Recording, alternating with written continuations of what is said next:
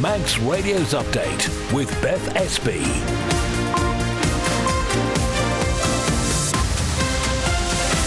Well, first, my good evening. Welcome to Update, where we'll give you a rundown of the day's main news. So coming up before 5:30, there are calls for stronger laws to protect against partner violence on the Isle of Man. Also tonight, Public Health is urging pregnant women to be vaccinated against whooping cough. A UK business wins a legal challenge against government over the letters TT. We'll also bring you tonight news from today's Countering Financial Crime Conference that has been taking place at the Villa Marina. And as schools return, one MHK is campaigning to put ice cream back on the menu for primary pupils. We'll have that, the weather, the traffic and the travel as well. And as ever, if you'd like to get in touch, you'd be very welcome. You can email the studio@manxradio.com, or text 166 177. We'll start with a roundup of the news headlines with Dave Fastamai. Fastamai. A 20-year-old Douglas man will be sentenced next month after admitting dangerous driving. Dylan Ricky Brown of Somerset Road was filmed by a member of the public driving a blue Land Rover Discovery on Battery Pier at 9:05 on the evening of May the 14th. A competitor at the Classic TT is calling on the organisers of the event to become creative in a bid to avoid cancellations. In a post on social media, Sam West claims this year was an anticlimax as he didn't get to compete on his Ducati.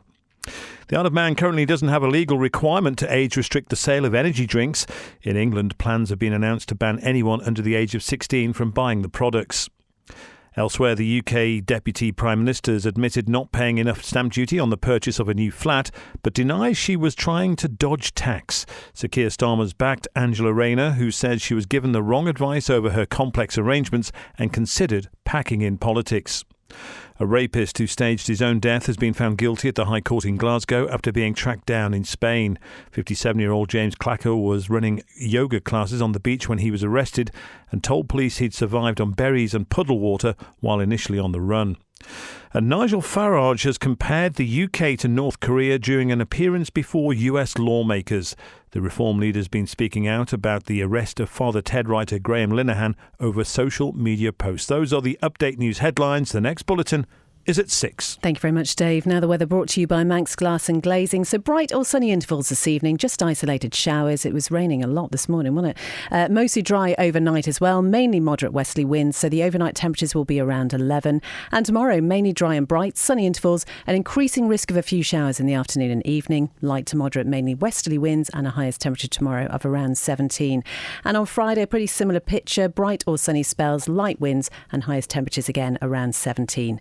Sunset this evening will be at 8:05. Sunrise tomorrow morning, 6:31. Manx Glass and Glazing can supply and install single, double and triple glazing. Call 674 573 or visit the showroom on the Snugborough Trading Estate. TE Carbon provide new memorial stones, grave renovations, new inscriptions and fire hearths. Visit us at Hope Street, Castletown, or at Broadway, Douglas, or call 844 440. TE Carbon, here when you need us. At Bond Fabrics, we're not just a fabric shop. As well as curtains and upholstery and dress and costume fabrics, we've knitting and crocheting wools, made-to-measure curtain and blind service, plus poles and tracks. Visit Strand Street, Douglas, call 611856 or see bondfabrics.in.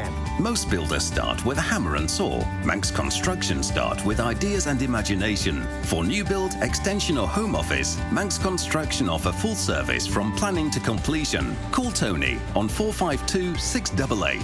If you have children, pets or a house, talk to Peace of Mind about a will or power of attorney, which will help family members when it matters. Prices from $199 plus VAT. Find us on Facebook or call 632 610. You're listening to Update. It's just coming up to 4.5 minutes past 5. A Manx resident is calling on the Isle of Man government to introduce a law that aims to reduce partner violence. Now, Clare's Law is a domestic violence disclosure scheme which essentially designates ways for police officers to disclose a person's history of abusive behaviour to those who may be at risk. It is currently implemented across England and Wales as well as in Jersey. And this woman, who will remain anonymous, believes it's an important law to have over here. I've been a victim of domestic violence twice on the Isle of Man. Living in such a small place, rumours circulate and it's hard to know what to believe.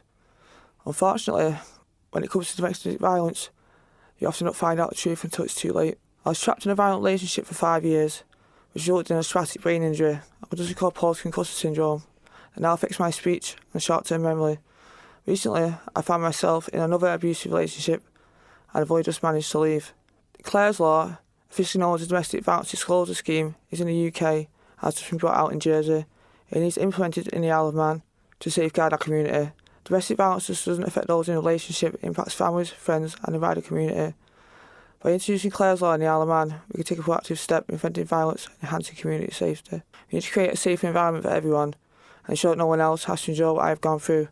Well, the Chief Executive of Victim Support Isle of Man says police already use common law disclosure to alert people if they believe they're at risk. Lorna Trevethan told us that in the past 12 months, the organisation has received 287 referrals of domestic abuse. What we're trying to aim for is people being aware of what domestic abuse is and in its many guises, and how we can then support those different types of abuse, because it's not all physical. A lot of what we see is coercive control. You know, they use violence as a means of coercion. So it's there pretty much in every case of domestic abuse. But we do find that people are very manipulative. And obviously, you know, there's the financial control, it's the emotional control, it's the actual control of where someone can go, the stalking, the tracking. So yes, it is the most common form that we see. And obviously there's legislation in place, obviously, for that as a separate offence.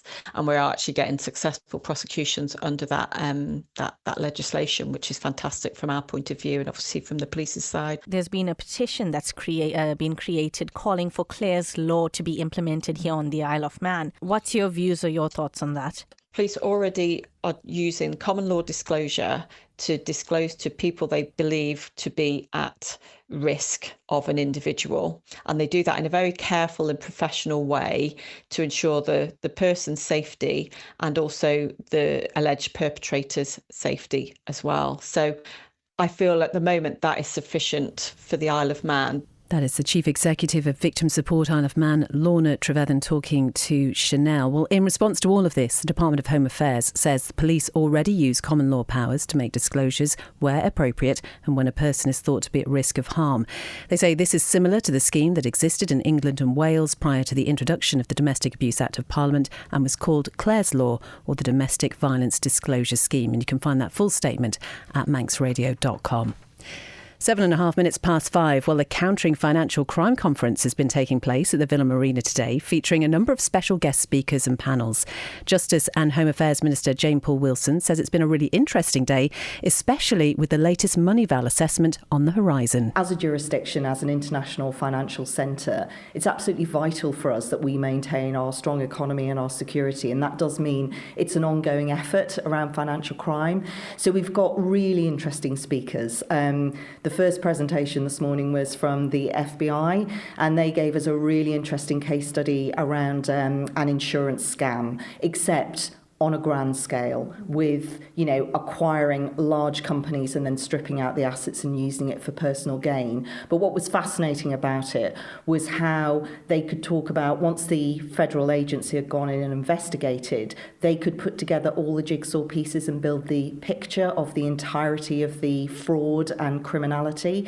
Whereas individual players in the financial system, whether banks or the insurance companies themselves and so on, perhaps they couldn't see the whole picture. And so a really strong theme that's coming across from a lot of our presentations today, and that I think will speak to everybody in the room, is as an island, as an industry sector, with lots of government agencies, collaboration is absolutely key, working together, understanding collectively the types of risk that we may encounter, and knowing as well that in a fast-moving world, those risks can evolve rapidly. So understanding that risk, and then importantly developing how do we respond, how do we try and keep up with or even move ahead of the risks to our island. That's the Justice and Home Affairs Minister Jane Poole-Wilson. You can hear more about the conference and actually what Moneyval actually entails in breakfast tomorrow from 6. Coming up to 10 past 5, and a small UK business has won a legal challenge from the Isle of Man government.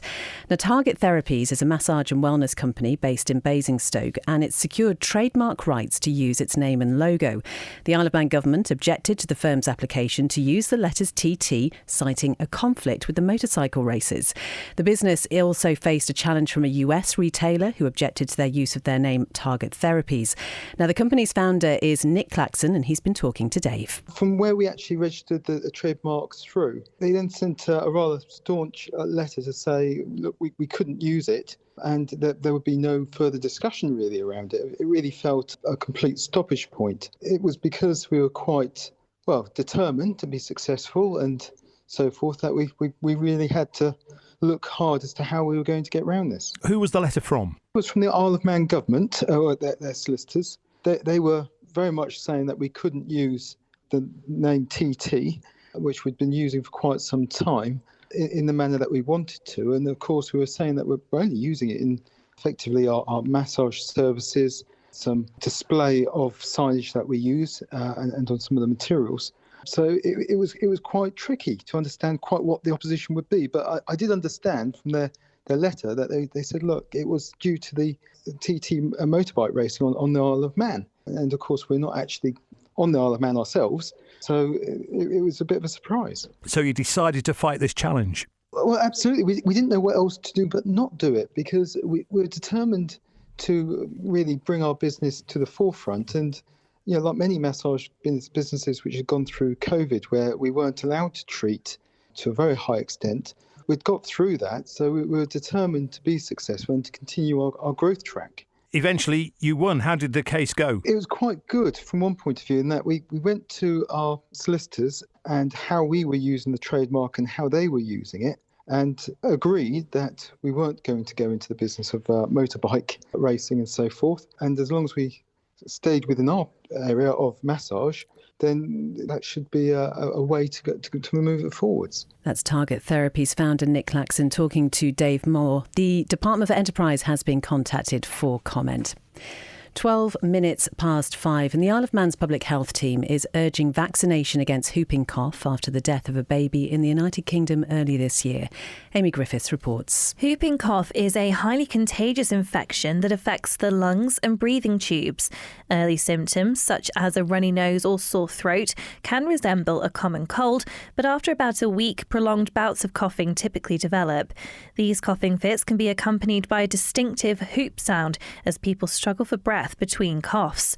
While anyone can catch the disease, unvaccinated babies and young children are particularly vulnerable. In severe cases, whooping cough can lead to complications including dehydration, breathing difficulties, pneumonia and seizures, and in rare cases it can be fatal. Public health officials say vaccination remains the most effective protection against the illness. However, uptake of the free vaccine has declined in recent years, contributing to a rise in cases across the British Isles.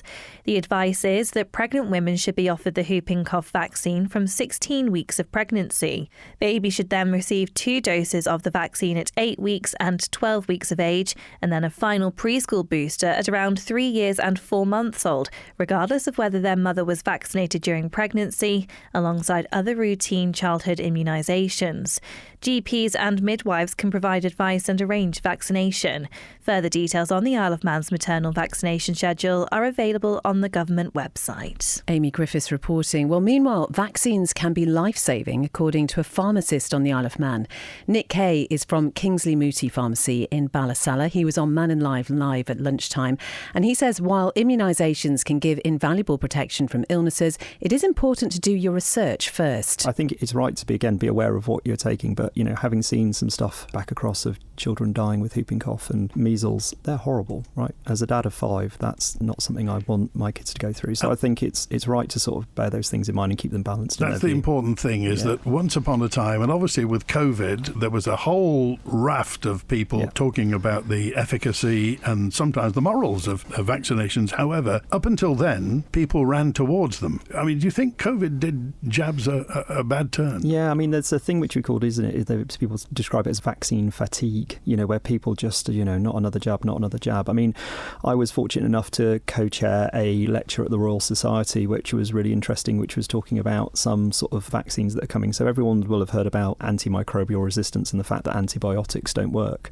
So actually, if you can create a vaccine against some of those really problematic bacterial infections, I mean, people will understand about pneumonia jabs, then actually, if you don't need the antibiotics to treat it because your own immune system zapped it because you've had a vaccine, then actually antibiotic resistance becomes less of a problem. So it's really important to be aware of what's going in your body. It's really important to take the right advice from clinicians that you trust, but actually be really balanced in that view. Some vaccines, obviously, in my professional and personal opinion, are life-saving and important. That's pharmacist Nick Kay, who's talking to Andy at lunchtime. You can watch that back actually on the Manx Radio website or on our social media pages.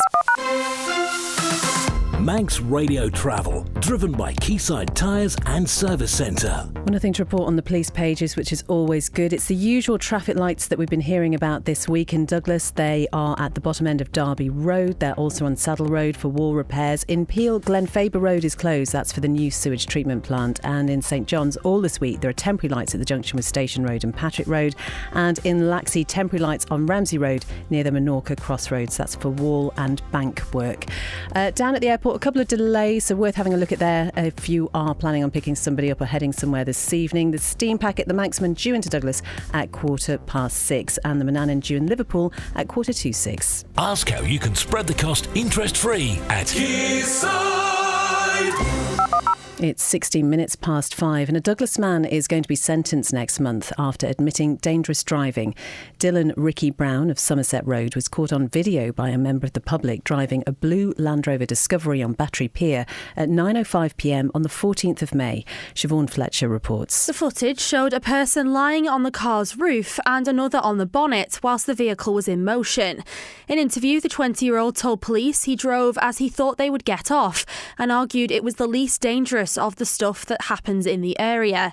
His advocate confirmed those on the car were friends of Brown's and described all of those involved as acting like idiots.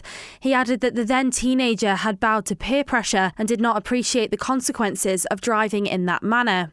During an appearance at Douglas Courthouse, Brown pleaded guilty to the offence. In deciding a venue for sentence, the prosecution argued that Brown should be dealt with in the Court of General Jail Delivery, describing the incident as a deliberate and dangerous decision to ignore the rules of the road. But Deputy High Bailiff Rachel Braidwood retained jurisdiction, saying his friends have voluntarily put themselves in that position and argued it showed stupidity rather than any real malice. A social inquiry report will be prepared before Brown's next court appearance on the 21st of October. Siobhan Fletcher reporting there. You're listening to Update on Manx Radio, 17 and a half minutes past 5. OK, a Douglas MHK is demanding that locally produced ice cream remains on the primary school menu. John Wannenberg has told the Education Minister Daphne Kane that dropping the Davidson's product for what is seen as healthier options is a mistake. I think ice cream is very much a rite of passage for any young person going through school. It is a treat. Absolutely, it shouldn't be done every day, but there's no harm whatsoever in incorporating ice cream into a healthy eating menu. When you and I went to school, I suppose we ran around a lot. We didn't have these little gizmos that we sat down and looked at. These days, isn't life much more sedentary for school children? Do they need as much input? Well, my view is, of course, they need it. Yes. Why would they not need ice cream? I mean, every child would love a bowl of ice cream. I mean, common sense needs to prevail. There is no reason why it shouldn't be included. This is a case of classic overreach by a government department. And we just need to keep sight of what is right for the kids. And fruit may be wonderful and it's right, of course it is, but there is nothing wrong with a bowl of ice cream. You have had a reply from Daphne Kane who's basically said, we're going ahead with it. Well, of course, and she was good enough to reply, and I don't lose sight of the fact that she's put a lot of hard work into changing and improving the menus. It's a locally award-winning produced product. Why would we not want to support local producers? You've suggested perhaps have it on a Friday. Well, you can have it on any day as far as I'm concerned, but yeah, that's a starting point. Friday's always a good day. That is ice cream fan John Wannenberg, MHK, talking to John there. In response, the Education Minister Daphne Kane says the changes are an ongoing project and all feedback will be listened to. 19 minutes past 5, and a local dad who campaigned for new equipment in Governor's Hill play area says it's great Douglas Council has started to invest in it, but still feels more needs to be done. Now, Richard Little started this campaign to put pressure on the local authority to resolve some long-standing issues at the park, including problems with the flooring, improving picnic benches and routine maintenance. The council has promised funding for the play area to refurbish the facility in 2027 and has also implemented a 5-year play area master plan to cover all playgrounds in the capital. Local democracy reporter Emma Draper has been talking to Mr. Little. Ideally, the park to be totally refurbished and rebuilt from the ground up is what the goal is, because the equipment there, it's a bit dated and not really fit for purpose, and it's coming up to its end of life. The manufacturers say it's well-maintained version of that equipment should last about 30 years. It's coming up to 30 years now, so it's great that council are going to rebuild that park, because it's such a key area and it's used by so many people right between two schools, very family heavily orientated area, so it's great news. It's 2 years away. What that budget is for that particular park wasn't disclosed to me, but I know they're going to need a significant amount to rebuild a new park, so 2 years time, we'll wait and see. Would you just be able to explain what you've been told by the council with regards to the short-term and the long-term plans for the park? Yeah, the short term, I want to see the park made safe, basically. They have started to do the flooring, the really severe flooring that's been a trip hazard for a long time has now been addressed. However, there is still a lot of flooring issues there. Kids run around, toddlers run around. There's huge gaps between this rubber mat and flooring and the tarmac that is just not really safe. Apparently, that is in the current work process to get fixed. But, it's been all summer now, so hopefully any day now.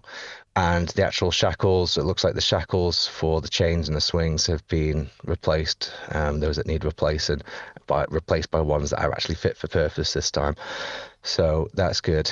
Making safe until 2027 is the minimum of what we expect.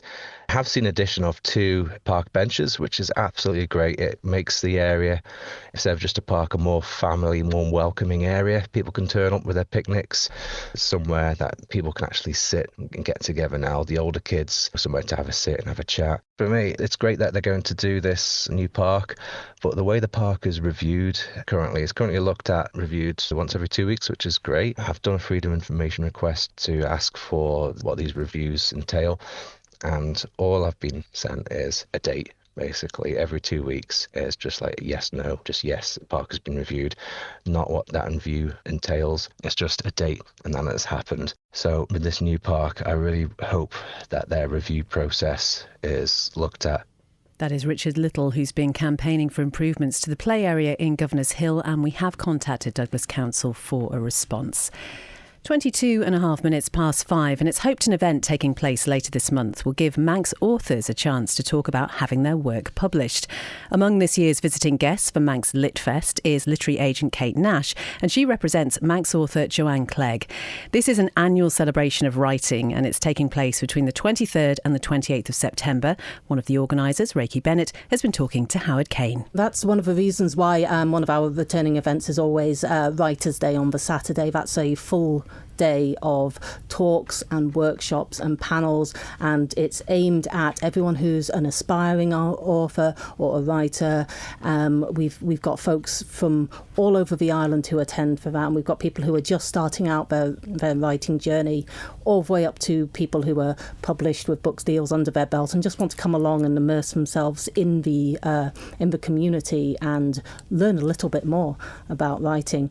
And we've got Joanne Clegg, who's another amazing local author. She's doing a workshop with her agent, Kate Nash, is coming over as well. They're going to be doing a workshop together for us at Writers' Day. We've also got Sue King, who's got her amazing new cookbook out.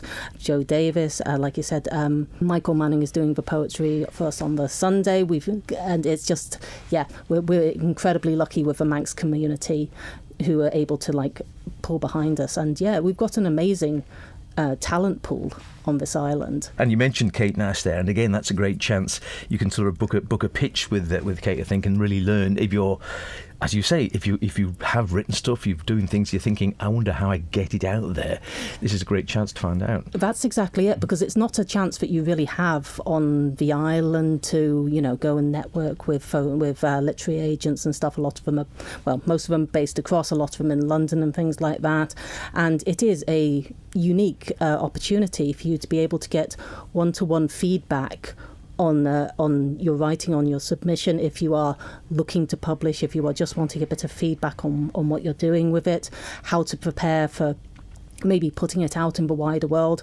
It is a wonderful way to get a little bit of feedback from it, and we've had some wonderful success stories from it. People who have talked to an agent and been able to then go out and start pushing themselves forward and start looking towards publication. That's Reiki Bennett talking to Howard Kane. You can hear more about that in Spotlight immediately after Update. OK, so it's coming up to 5:25. Sport time now with Darren. Good evening.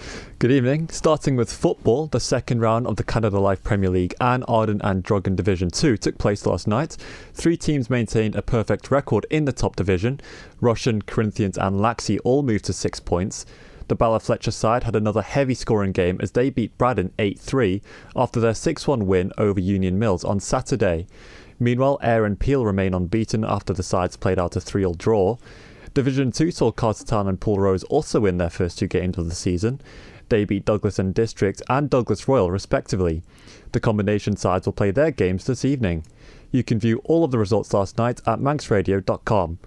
Sticking with football, Isle of Man Division 2 sides are set to face each other 3 times this season. The decision comes after Douglas Athletic, Michael United and Gymnasium announced they would only be entering combination teams for the season. As it stands, clubs in the Arden and Drugan Division 2 were only due to play 18 games, however they'll now play 27. It also affects combination sides, which means each team will play 36 games in total. The move comes after consultation with the clubs involved and the League Management Committee. Committee Chairman and FA President Tony Mepham said, following feedback from the clubs involved, the overall agreement is that playing more football is the better option. And finally, there was success for Ireland archers in Scotland over the weekend. Leslie Slight, Rose Sandilands and John Angiglione all took part in the Scottish National Field Archery Championships. Leslie took gold in the adult traditional recurve class, breaking the Scottish record in the field round by 32 points. Meanwhile, John won the senior freestyle compound and Rose took gold in the veteran freestyle unlimited class. She also set a new Scottish record for the hunter round. The tournament took place in Cluny Fife on Saturday and Sunday, with over 90 competitors involved. Thank you very much indeed, Darren. And for all the latest sports news, you can go to manxradio.com. We've also got the Sport Facebook page as well. So all the very latest results are on there. There's also the Sportscast. So we do those interviews and very often we can't play all of them on air, but the full interviews are available on the Sportscast. There's also the newscast as well. So anything that we play here, we put the longer interviews online. So you can go and feast on that and have loads of fun. Now, coming up next, it is Spotlight with Howard Kane, brought to you by the Isle of Man Arts Council. We're going to hear more about Litfest, as I say, but also we'll find out how musical chairs could actually be good for your well-being. Who knew that, huh? Also coming up after that, it will be Chris Kinley with Greatest Hits from 6 p.m. From 9, it's Ernie's Eclectic, and then Dave Moore will be here with After Hours from 10. So whatever you're doing this evening, have a good one. We'll be back with breakfast for you from 6 a.m. tomorrow.